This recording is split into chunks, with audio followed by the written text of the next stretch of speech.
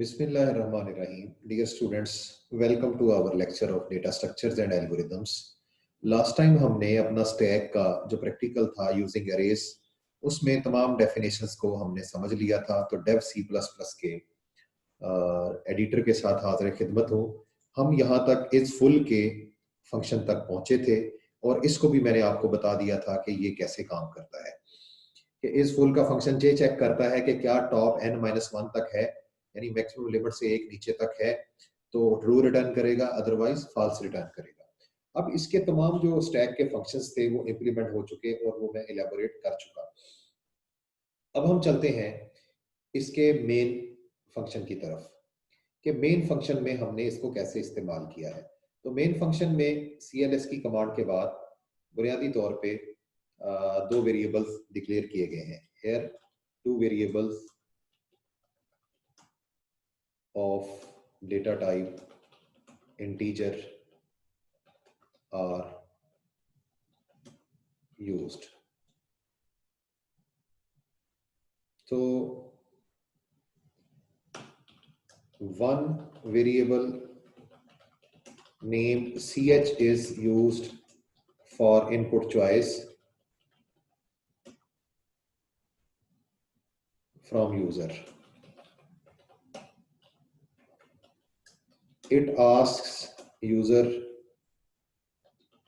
to choose from one of the four following options. चार options में से आप यूजर को कहते हो कि आपने एक चॉइस चुननी है। वो कौन सी चार ऑप्शंस हैं वो मैं यही रिमार्क्स में लिख देता हूं। वो पहली ऑप्शन है, दूसरी, तीसरी और चौथी। पहली ऑप्शन है, first option is push in the stack के लिए 1 प्रेस करें। Press 1 to push in the stack. इसी तरह से press 2 to pop from the stack. ये दूसरी चॉइस है जी। इसी तरह से प्रेस 3 टू डिस्प्ले और प्रिंट द होल स्टैक। सारी स्टैक को प्रिंट या डिस्प्ले कराने के लिए 3 प्रेस करें and press 4 to exit. Press 4 to exit. Exit के लिए, बाहर जाने के लिए, प्रोग्राम को एंड करने के लिए 4 दबाएं। और VAL वैल जो है, VAL val variable is used to input the data item to be pushed. वो डाटा आइटम जो पुश करना है वो यूजर से इनपुट करने के लिए वैल वेरिएबल में हम वैल्यू लेंगे। तो इसमें हम रखेंगे press 1 to push in stack और इसी तरह से press 2 to pop from stack और प्रेस 3 टू डिस्प्ले और प्रिंट द होल स्टैक। और इसी तरह से ये एंडल भी साथ ही सेपरेट करते जाते हैं। थोड़ी सी इसकी जो इंडेंटेशन है वो लाजमी है ताकि ये इसकी रीडेबिलिटी में इम्प्रूवमेंट आ जाए। तो ये रीडेबल हो जाएगा। प्रेस 3 टू डिस्प्ले और प्रिंट द होल स्टैक। ये सी आउट की कमांड हम दे रहे हैं और ये मैं आपको समझा भी चुका हूं कि ये क्यों हम ऐसे कर रहे हैं। इसी तरह से प्रेस 4 टू एग्जिट। प्रोग्राम को खत्म करने के लिए 4 प्रेस करना है और उसके बाद ये जब पैगामात आपने दे दिए, अब आप उसको ये पैगाम भी दें, enter your choice. Enter your choice. आपकी चॉइस क्या है यूजर से ये पूछ लें और CN के जरिए उसकी चॉइस जो है वो इनपुट करवा लें। उसके बाद उस पर स्विच लगाएं। स्विच केस के उसके 4 केसेस बना लें। 4 ही केस हैं। चारों केसेस में आप इसको जो है केस 1 में उससे वैल्यू ले लें जो उसने एंटर करवानी है।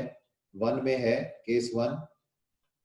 केस 1 में आपको बता देता हूं case 1 is executed when user chooses to push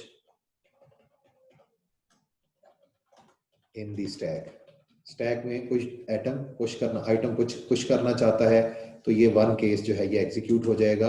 her case के साथ ब्रेक स्टेटमेंट जरूर लगाइए ताकि वो अपनी बारी पर ब्रेक हो सके। इसके बाद यूजर से इसमें पुश में पहले वैल्यू ले ली जाएगी और फिर यहाँ पर push method is called, push method यहाँ पे कॉल हो जाएगा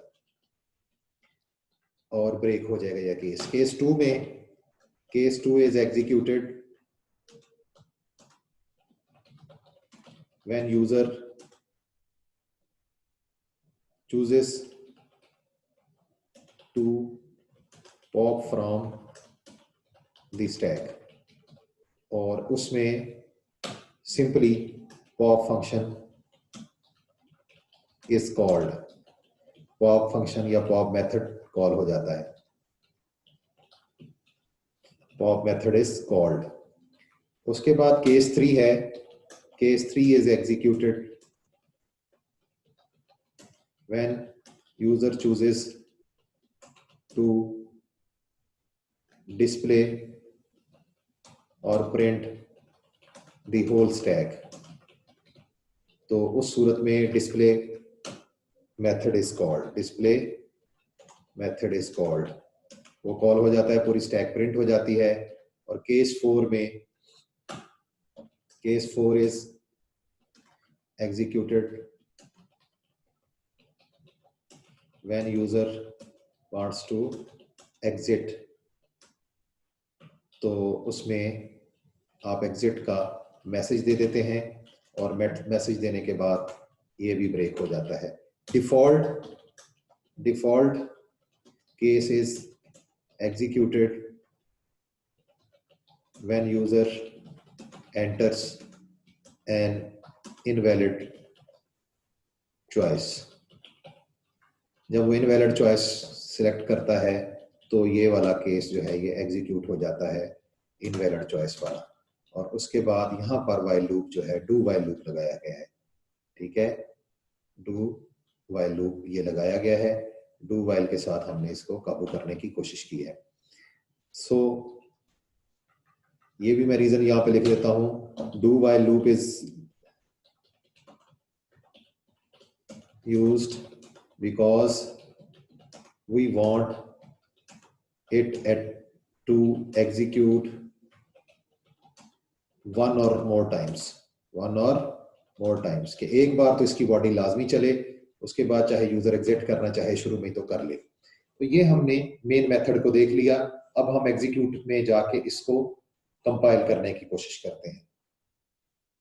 तो देखिए कंपाइलेशन लॉग में 0 एरर्स हैं, 0 वार्निंग्स हैं। तो आइए हम इसको रन करते हैं। तो इसकी साथ ही मैं आउटपुट विंडो शेयर कर देता हूं आपके साथ। तो ये लें जी, ये आउटपुट विंडो शेयर हो गई। Press 1 to push in the stack, बिल्कुल 1 हम प्रेस करेंगे। कहते हैं वो वैल्यू पुश बताएं जो आपने पुश करनी है। मैं पहली वैल्यू दे देता हूं -8, फिर 1 प्रेस 1 टू पुश, 1 पुश मैं करता हूं 5, फिर मैं पुश कर देता हूं 44, फिर मैं पुश कर देता हूं -4, फिर मैं पुश कर देता हूं 1, फिर मैं पुश कर देता हूं -9, फिर मैं 1 प्रेस करके पुश कर देता हूं 56, फिर 1 प्रेस करके मैं पुश कर देता हूं 47, फिर मैं 1 प्रेस करके पुश कर देता हूं 2। अब मैं कहता हूं जी मुझे डिस्प्ले करो मैंने क्या क्या। मैं 3 मेरी है चॉइस। तो मेरी जो स्टैक एलिमेंट्स हैं आप वो देख रहे हैं आउटपुट विंडो में 2, 47, 56, 44, 5 और 8। -1, -8 में सबसे पहले दिया था, उसके बाद मैंने 5 दिया था, फिर 44, 56, फिर 47 और फिर 2। तो टॉप पे 2 है और बॉटम पे -8 है। यही last in first out data structure की निशानी है। अब मैं इसमें से जो है पॉप करने के लिए 2 प्रेस करता हूं, तो पॉप हो गया। अब मैं फिर 3 प्रेस करता हूं। 3 प्रेस करने से देखें 2 ऊपर से निकल गया और 47 और 56 और 44 और 5 और 8। अब मैंने 4 प्रेस करके इस प्रोग्राम को बंद कर दूंगा। तो 4 प्रेस करके हमारा ये प्रोग्राम बंद हो गया, वो लूप टूट गया। अब मैं यहाँ से एग्जिट कर जाता हूँ। तो डियर स्टूडेंट्स, ये था हमारा स्टैक की इम्प्लीमेंटेशन का प्रोग्राम यूजिंग अरेज। उम्मीद करता हूँ कि आपको इसकी समझ लग गई होगी, आप खुद भी इसको प्रैक्टिस करेंगे और इससे इम्प्लीमेंटेशन सीखेंगे। तो आज के लिए जो है स्टैक की इम्प्लीमेंटेशन से इतना ही। इंशाल्लाह नेक्स्ट टाइम हम क्यू के टॉपिक के साथ हाजिर खिदमत होंगे। तब तक के लिए अल्लाह हाफिज।